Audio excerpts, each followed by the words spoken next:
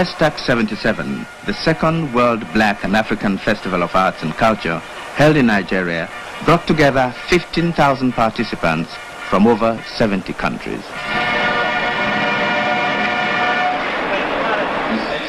At the official opening ceremony in the Lagos National Stadium, contingents from 47 countries paraded before government officials, visiting heads of state, and a capacity crowd of 100,000. The first contingent was from Ethiopia, which is to host the next festival.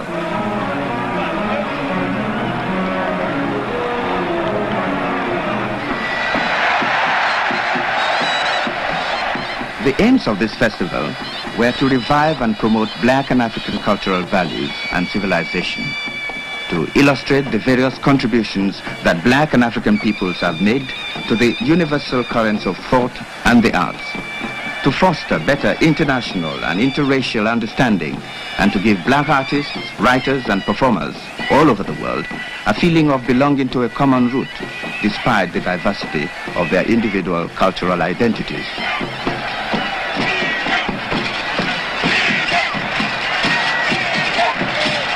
It was very striking on this first day to see just where the participants came from.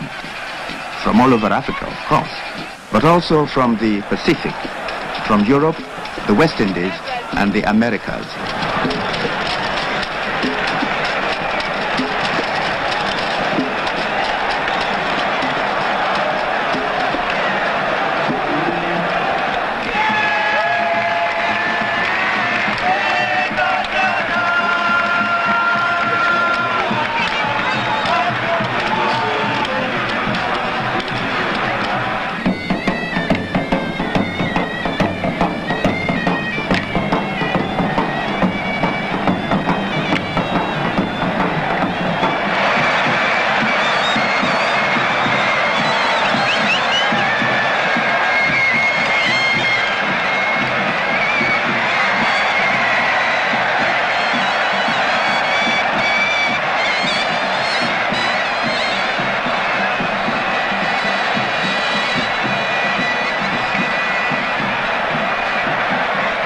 It was perhaps to the black communities of the diaspora, those peoples who have been uprooted to other continents, that the crowd gave its biggest and warmest welcome.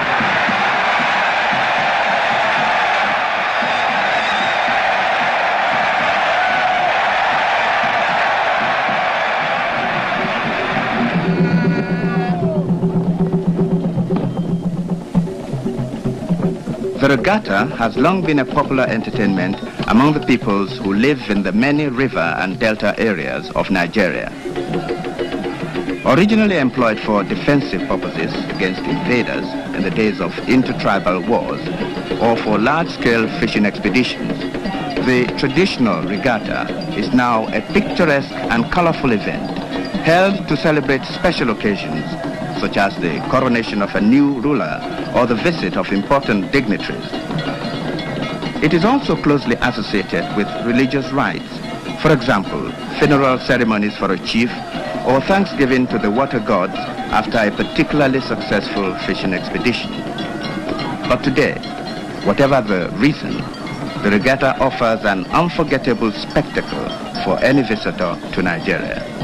And those attending FESTAC were treated to a dazzling display of waterborne music and color.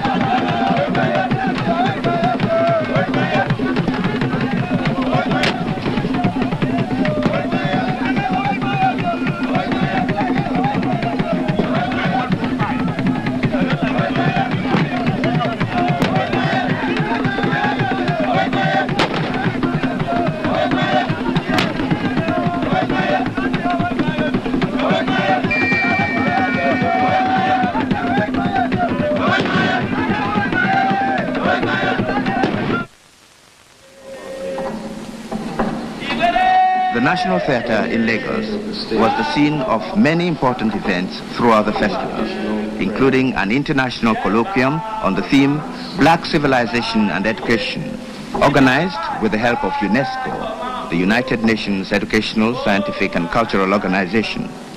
At the ceremonial opening, Ifa priests, led by the Araba of Lagos, poured a libation and cast kola nuts for the success of the colloquium.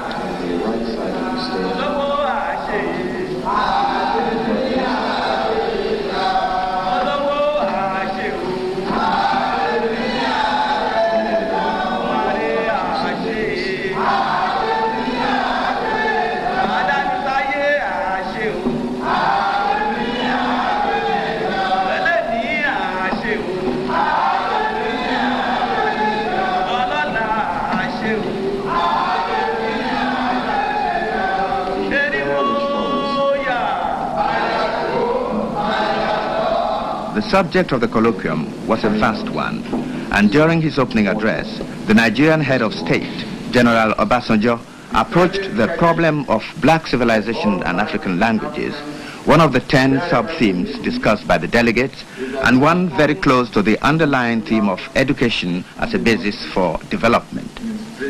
The standing tragedy of all blacks and Africans, wherever they may be, said the head of state, is that their tongues have been pulled out, and they must speak in strange tongues. To overcome this standing tragedy, we need to keep humility, patience, and painstaking dedication. It is my hope that all these attributes will go into our quest for knowledge about ourselves and our contribution to human knowledge and civilization.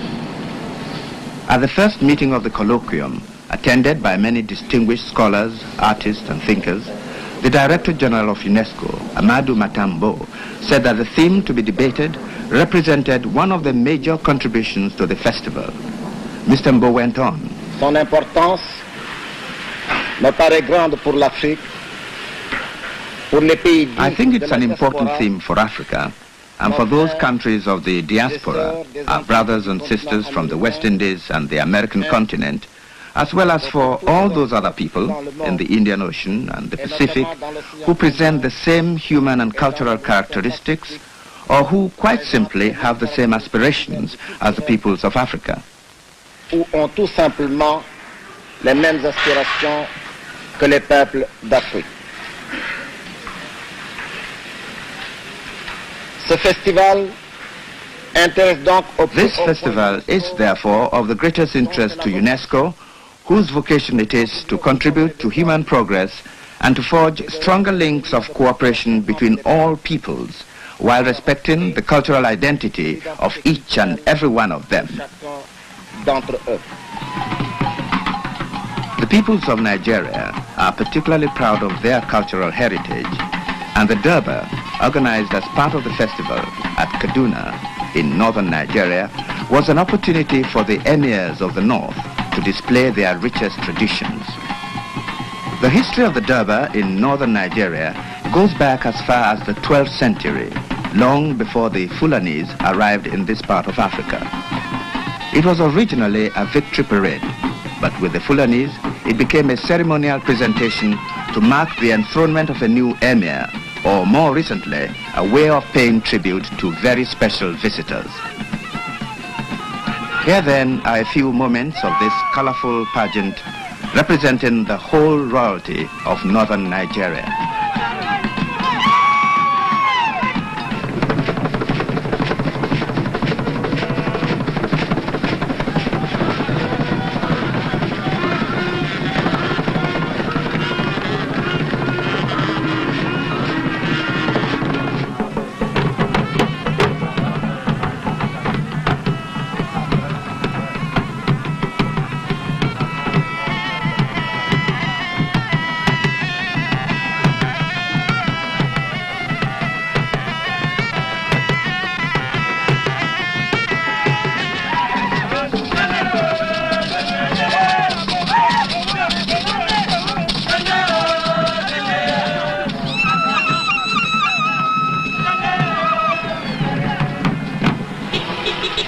leap across the centuries from horse-borne warriors to traffic flyovers, a leap of only a few hundred miles from Kaduna in the north to Lagos in the south, and then a further leap back into time from the skyscrapers of Lagos to the National Museum, which during the festival presented an exhibition of 2,000 years of Nigerian art. Terracottas from the Nok culture between 900 BC and 200 AD.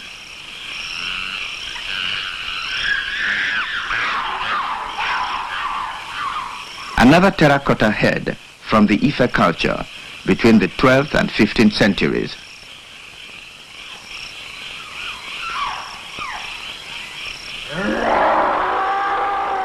These Seude bronzes date from the 16th century.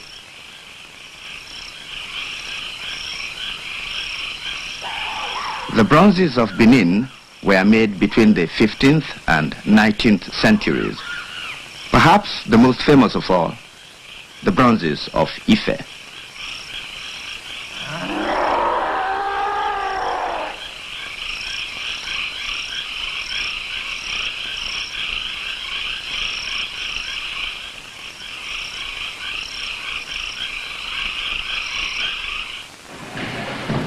Meanwhile, at various venues in and around Lagos, FESTAC continued with singing and music and films and drama, and above all, dancing. This is the Swaziland Dance Group.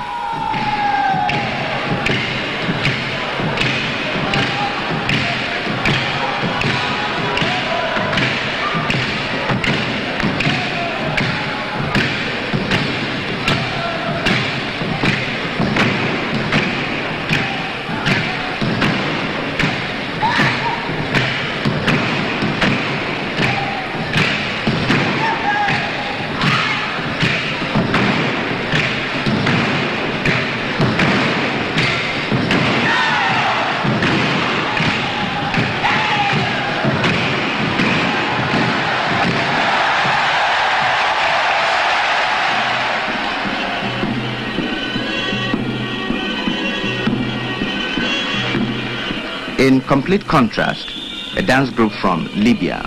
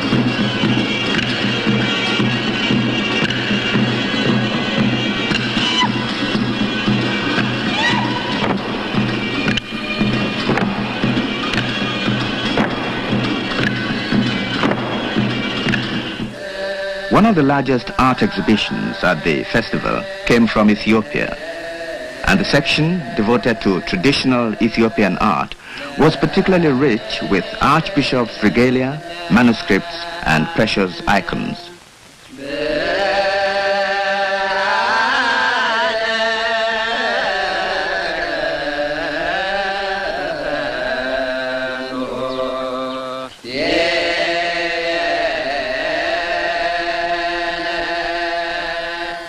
The Nigerian National Exhibition of Contemporary Visual Arts, here are two paintings by Chief Aino Onobolu, gives some idea of the variety of the country's artistic wealth.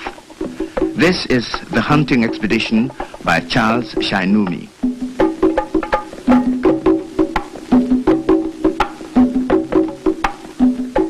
Beauty and the Beast by Ben Emwawu.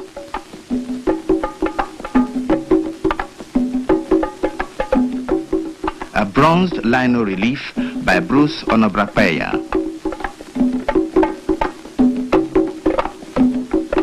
In the international exhibition, The Spirit of Apartheid, a work by a black Swedish painter, Harvey Cropper.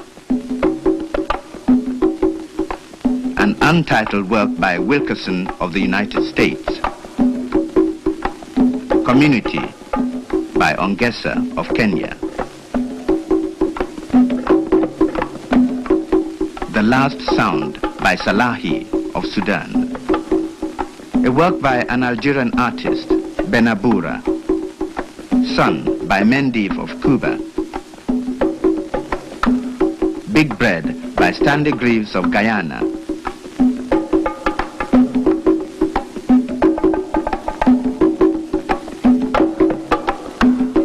Daughters of Negus by Ossie Murray of Great Britain, and finally, from Kwasi Seydou Asante from the United States, Toussaint Louverture.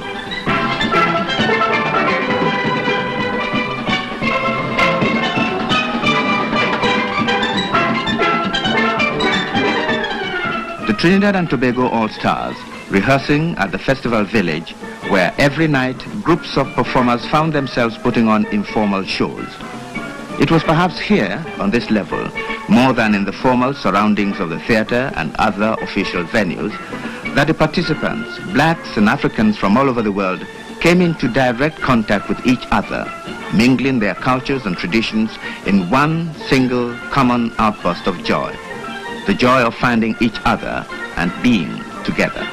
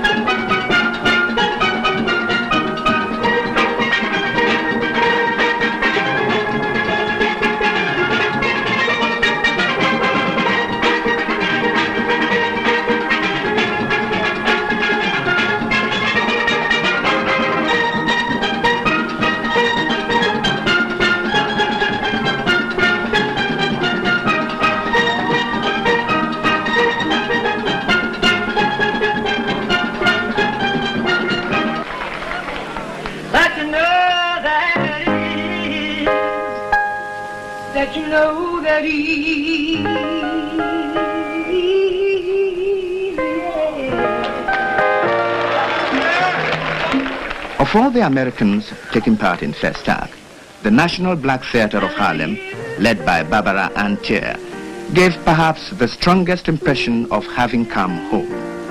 And this really got through to the audience, who at the end of this performance went up onto the stage to dance with their brothers and sisters from across the water, a fitting end to a festival which succeeded more than anything else in bringing people together.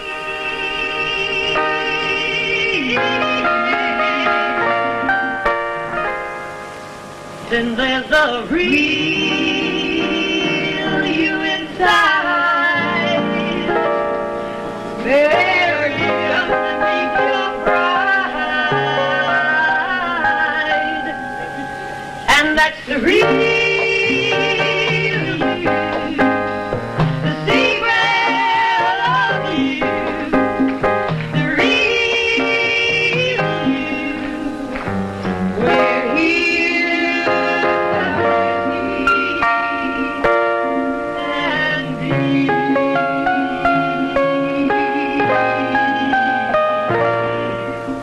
Oh, it's a beautiful you.